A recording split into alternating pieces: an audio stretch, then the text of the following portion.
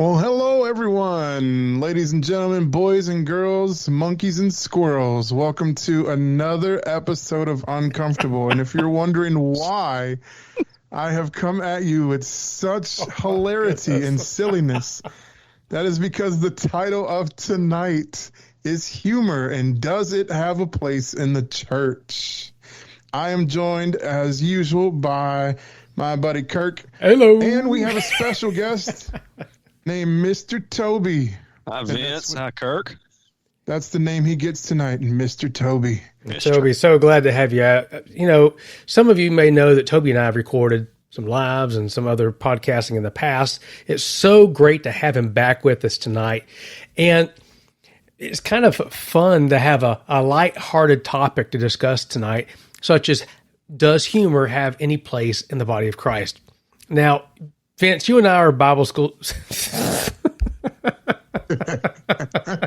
Okay, for those of you who are wondering why I just burst out in laughter, we use video to kind of work with us, to kind of know kind of what's going on. Different locations. And Vince just clipped on his mic to his beard, which is just visually was just absolutely hilarious. So just so that you have a visual picture of why I think it's so funny. Anyway, you know, Vince, you and I are both Bible school students. Yes, we are. And as part of that, we know that in the Word of God, there's types and shadows throughout the gospel. And at the same time, if we look at life itself, we can see that there's many types and shadows in our very life that we live every day that gives us almost a prophetic view of the gospel. Now, that's a very serious topic, but also, if you think about it, there's a lot of really funny things that we do as humans that you wonder, well, Lord, why did you make us pass gas in a way that's so loud?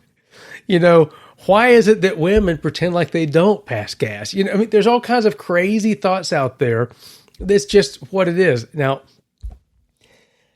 so, Vince. I'm letting you float out there on your own. Go for it.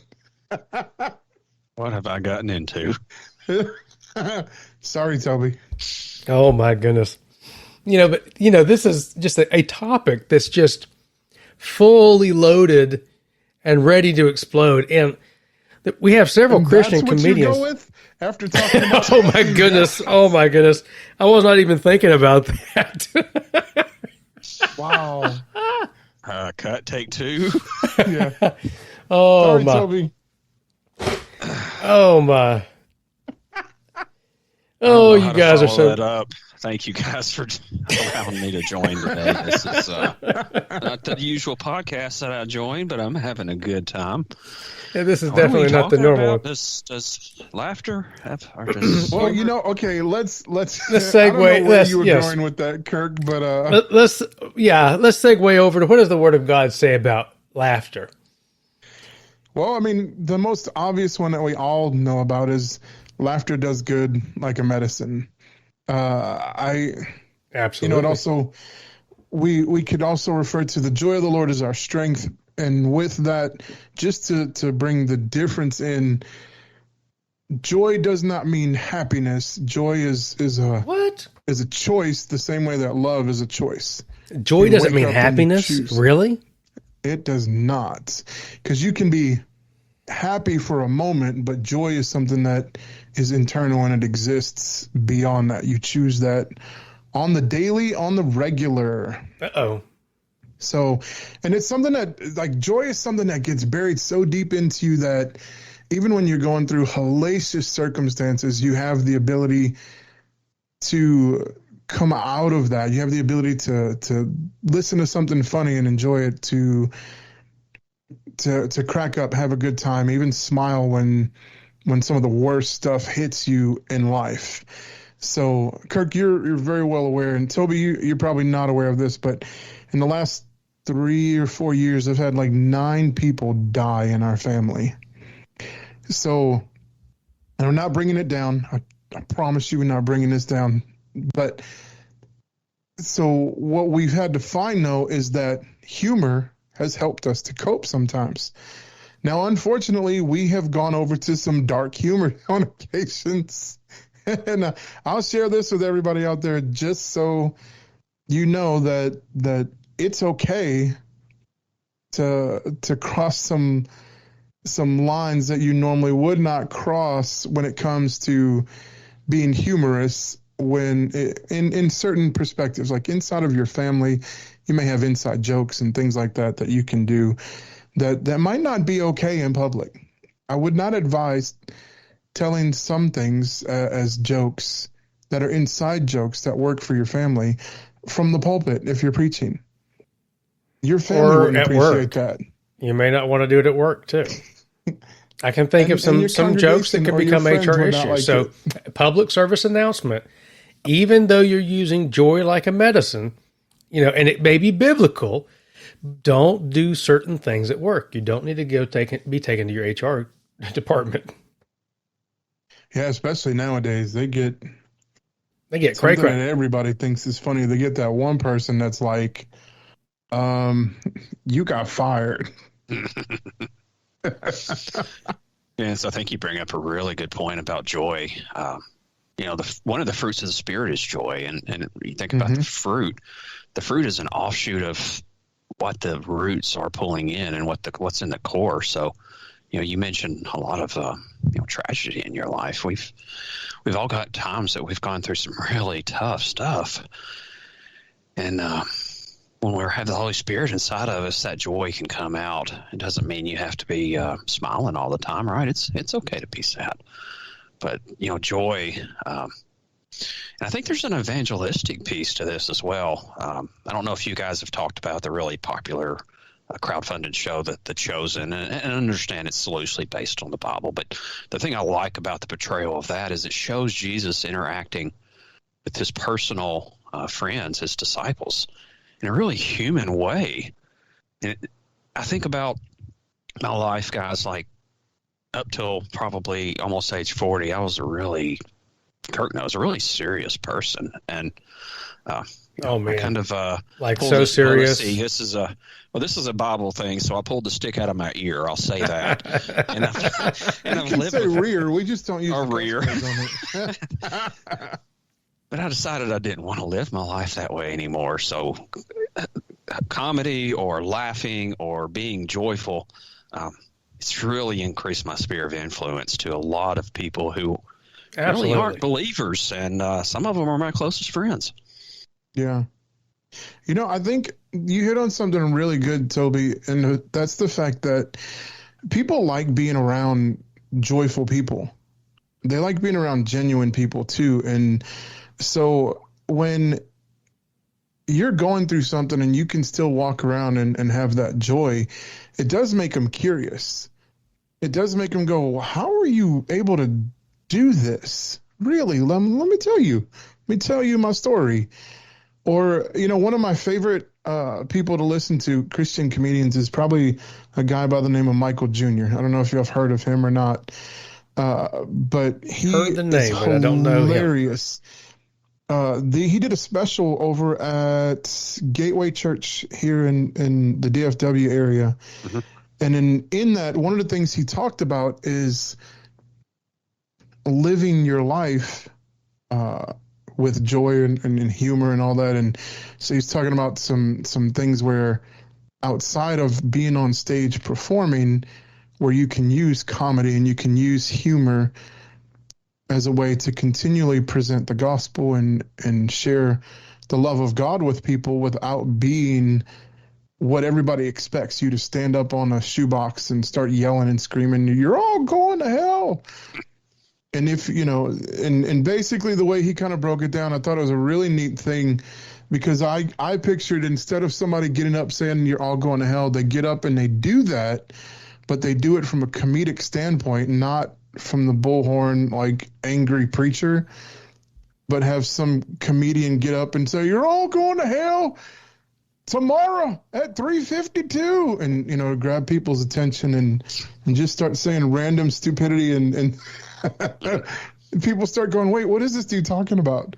I know we're talking about humor in the church, but here's another thing that I've been kind of thinking about lately is, could it not be that there's many times in our life that we need to use other mediums besides the normal Christianese or Christian normal ways of conveying the Christian truth? Now, what do I mean by that? C.S. Lewis and Tolkien, they both wrote very good books that are fantasy. C.S. Lewis wrote The Lion, the Witch, and the Wardrobe and the entire Narnia series, right? Tolkien wrote, The Lord of the Rings, The Hobbit. Both are lined with Christian themes. And they convey the message that there's more to this life than just, what we can see in front of us. C.S. Lewis has a very vivid picture of Christ being crucified through Aslan, right? But how is it that so many times we don't even look at other methods to reach the world?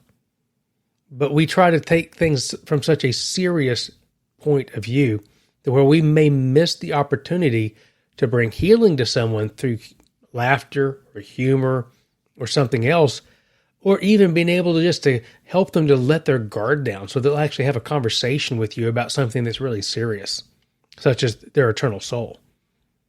Mm. I mean, Yeah, I think it's, I don't know about you guys, but I think even with teaching, when I start the semester, I tell or warn my class that right. I will use different ways to communicate with them, and one of the things that I use is humor, because if we're talking about a subject or a topic that you would normally have your guard up for, humor has a way of getting around that wall, and you can deposit, if you put those nuggets of truth inside that vehicle of humor, you can get those things deposited behind the lines, so to speak, where a lot of times if someone who's just orating is not able to do.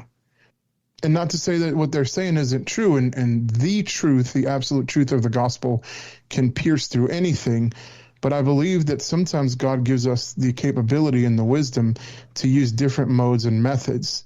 I mean, the truth is the truth regardless of whether we like it or not, believe it or not, or know it or not, but I think sometimes he gives us different modes and means of transportation to carry the truth in so that it can be deposited to whom it needs to be deposited to in such a way that they'll receive it. Yeah, I don't know if that made sense. No, it totally makes sense to me, Vince. And I think about something you were sharing earlier, with your, inside the confines of your family, and then what you were just speaking about just now with your students. Paul encourages us to be all things to all people. He also discourages us from being a stumbling block. So I'll just open this up for conversation, and I don't know where it's going to go, but that's okay. The more uncomfortable, the better. I mean, is there a difference in a one-on-one conversation with somebody that you have a relationship with versus a whole room of people versus the confines of a family, even as it relates to humor? You mentioned a wonderful Christian comedian, and I've enjoyed some Christian comedians over the year, but they're very different than Eddie Murphy's 1980s stand up for an example. You went to the harshest one. Yeah, I mean that's some of us were raised in the 80s, so we were exposed to that. But how does being all things to all people relating to humor, like how does that open doors, and how can that where are the lines on that? That's uncomfortable, right? Well, I think a lot of times we have to look at the fact that Christ addresses it almost as easily as you look at like drinking alcohol, for example. The word says, don't do it in excess, one. And then if you do it in front of your brother and it causes him to sin, as if, you're guilty of leading him into that sin. Well, if you are overly participating in freedoms that you have where you're leading someone into a path that's going to cause them to fall into unrighteousness, into sin, I think that's a line you don't want to cross into. Now, do I believe that taking them to hear a comedian to help them lighten up and, unwind and possibly even have some laughter that could lead to some inner healing is wrong? No, I don't. maybe they might need to be careful which one they go to. They don't probably need to go to Eddie Murphy or one of these extremely crude comedians, but there's a lot of really good comedians out there, Christian comedians and some non-Christian comedians, that they have a pretty good show that they put on, right? Yeah, they weren't clean. Yeah, they're clean or pretty clean. And so you can enjoy yourself, begin to laugh, maybe even find some healing, just like you were talking about, Vince.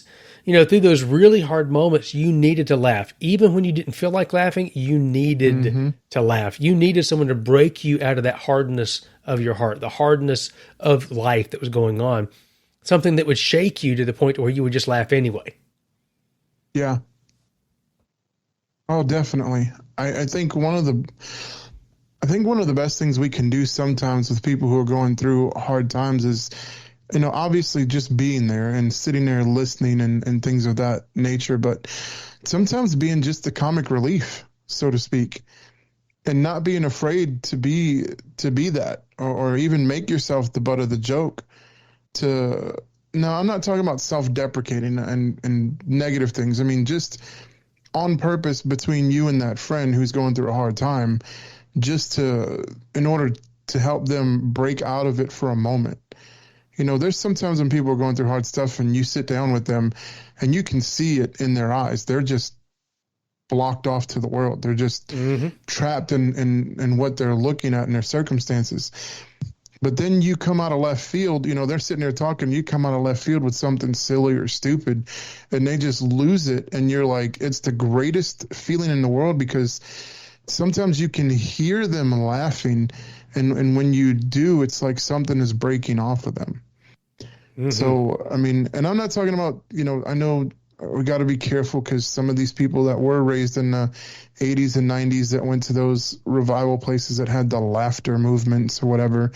I know some people might be thinking that right now, but that's not, it is, but it isn't what I'm talking about. I'm not talking about you're going to some church and somebody's preaching and you're just going to start laughing and everybody's going to start giggling. I mean, it's a genuine moment where God is there with you guys and you are being silly or whatever it is, and they just start cracking up laughing. And it might be something that you're like, oh my gosh, that's not even funny to joke about. But yet they're losing it. It's okay in that moment because you got to understand, not you guys, but we all have to understand though, is that like you talked about The Chosen, really one thing that was really cool that I thought about was that from watching that is it does paint the life, the regular life that he lived. When kids came up to him and he played around with the kids and he, you know what I mean? He inspired them, and taught them, but he still engaged in the joy that kids have. Absolutely. And so, I mean, I think if it was good enough for Jesus to do, it's good enough for us to do. Just last night, funny enough that we're talking about this, had no idea we were going to be talking about humor at all. But last night alone, no pun intended. Last night, I mean, I was just in this goofy mood. And I don't remember goofing off and cracking up to the point where I'm almost laughing hysterically at almost nothing. Even while I'm trying to brush my teeth, I just start laughing like crazy. And I literally pause in the middle of it and think to myself, man, am I really so serious that I almost never laugh anymore? And I'm thinking, I need this. I need this more. Yeah. And I really think that many times, most of us, no matter what our age is, a child, 100 years old, 120 years old, whatever. You almost said 200. I almost did say almost 200. You're right. I almost did. But you only look 200. You don't feel it. Well, thank you, sir. I appreciate that. It's all that gray in your beard. It's very handsome. Appreciate that compliment there, sir. And in case any of y'all don't know, Toby and I go way back. I knew him before he had gray in his beard. Oh, yeah. 30 years ago. He helped put some of those grays in there. Probably. Just kidding. But hey, the reality is there's moments that we realize we need laughter. We need humor. Just like you said, Vince, it may not even be a hard moment like losing 9 people in your life. It could be you've just had a really rough go at it at work. Maybe you have a toxic manager. Maybe you've got a situation going on between you and your spouse. Maybe one of your kids is acting up. Maybe your car is on the fritz for the last 20th time in 3 months. You know, you may need a moment just to laugh, just to detox in a way that's emotionally releasing that pent up frustration. Yeah. I think, everybody always pinpoints emotional release coming from crying. And I think it's a valid statement. I really do. And women just tend to have the market cornered a whole lot better than men do. They understand that a little better than we do. But we're raised more with, men don't cry, guys don't cry, all that stuff. Especially our generation. Yeah, right. Our generation. I don't know about the younger guys, but ours is more of a suck it up, buttercup, and move on. Very stoic. Right. And so I think humor also gives an emotional release as well. Oh, absolutely. I think when you're able to laugh, especially that deep, those laughs that just kind of come from your toes, the kind of laughing that you laugh so hard that you're not even making sounds anymore. Yeah. You go from laughing to you're like, ha, ha, ha. Yeah, you're barely making sounds. And that kind of laughing is it's ridiculously hilarious. And you're like, I don't even know why I'm laughing so hard. I mean, that happened to me a couple weeks ago. I was about a month ago, I was sitting down. I don't know what it was. It wasn't nothing extremely funny, but it got me. I was kind of tickled by it. And I cracked up for a good 2-3 minutes. And it was some stupid commercial or something. I don't know what it was. And my wife's looking at me like, are you okay? And I was laughing so hard. My son came in our bedroom and he's like, what is going on? And I'm losing it. And they're laughing at me, not at what was on the show, but they're laughing at me. And so them laughing made me laugh harder. Oh, those are the good laughs normally. 5 or 10 minutes of laughing. It was so bad. Like my stomach was hurting. My muscles were sore. And I was just like, oh my gosh, that was the greatest. A new aerobic exercise by Vincent. The new Laughter 4.0. Get yours today. For $95.95. Vince, I was thinking about your story that where a comedian or something, cracked you up for a moment, but then your wife and child fed off of your reaction, and that caused you all to laugh, for several minutes. And I think about the times when I laugh the best is when in the presence of other people. Oh, yeah. I've talked quite a bit about this, but I think one of the biggest tragedies, and we can blame it on COVID or not, but it's really more tied to technology, is we separate ourselves from other people more.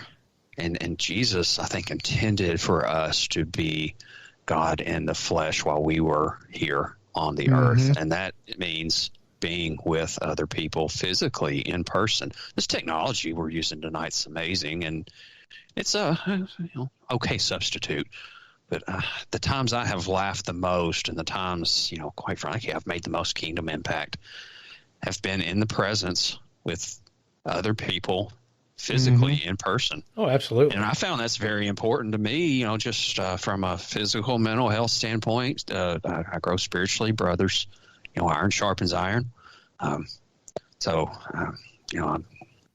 bring it back, I guess, to laughter and fun, we've recently are concluding a series at church in Ecclesiastes, and everybody thinks that's a really depressing book. And it can be if you read it through a certain lens. But think about the preacher, which we all, suspect and know it was Solomon. The point of Ecclesiastes is he had all these things, but he missed God. Doesn't mean don't have all these things. So he recommends that there's nothing better for us to do than to live, eat, drink, and enjoy life. That way you'll experience some happiness along with the hard work that God gives you under the sun. But then he says it's all vanities if you miss God. So that's the best part of life is people. And I think that's what's underlining what we're talking about today is laughter is the best medicine. Oh, absolutely. But the best laughter is with other people. I think that's when you say that though, it's been in the last year, maybe 6 months, that Ecclesiastes has really come alive to me as far as its true meaning in life. And I shared it in my classroom. I was telling them, I said, listen, everything means nothing unless Christ is centered on it, unless he is the preeminent one in our life. And I was like, and it finally clicked one day, and I was like, wow, I get it. Every good thing that you have is because of him. Every good thing. Your relationships, your spouse, your children, the fact that you have a home to live in, the fact that you can breathe, you know what I mean? Any good thing in life that exists, it's because he's there. It's because of that. And everything else means nothing unless he occupies that preeminent place. So it's really interesting you brought that up, because that's kind of become my new thing. Like, nothing means anything without him. And I found myself in worship. This is so weird. I don't know why it's a thing recently. I found myself in worship at church sometimes. And all of a sudden, I just kind of start cracking up a little bit. And I'm like, God, this is really weird. Everybody else is all like, hallelujah. And I'm over here just chuckling. I'm like, what's going on? I'm like, why is this so funny? Mm-hmm. And he's like, look, Vince, how I work with you and move through you is how I move through you. You can't compare yourself to somebody else. And maybe he's like, and he poses these questions to me sometimes, and I'm like, Lord, you could just tell me straight up. He's like, yeah, but I need you to be able to think too. And I was like, yeah, that's true. I'm really good at not thinking if you don't let me. Thanks, God, for pointing me out and just putting a highlighter on me, Father. Thank you. Yeah, right. Like, thanks a lot, Jesus. Oh, yeah. I love that he wants us to have good things. Absolutely. Yeah. And that he encourages that actively, but he wants us to have that in relationship with him. And that's just, it's a both and I love that revelation. And it sounds like God's been revealing that to you as well. Absolutely. Did you say both and? I did.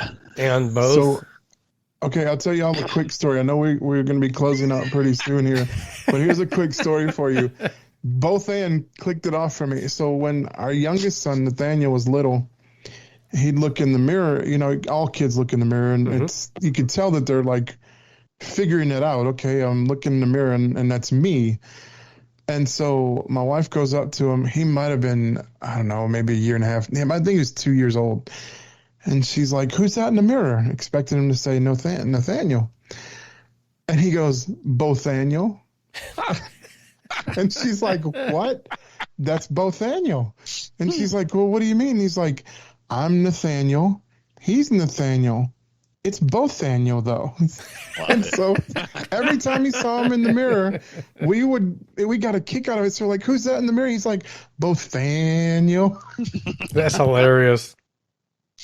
Oh, that's a fun story. Thank you for wrapping us up with that. Yeah, I thought you'd want to hear something. That every time I walk by the mirror now. Something silly and something funny. I mean, I love watching, what does the kids say, the darndest thing shows. Those are... kids are honest. Those are so hard. We'll sit here and lie to, anyone, everyone, and ourselves. Kids just say it the way it is, especially the younger they are, the more truthful they are.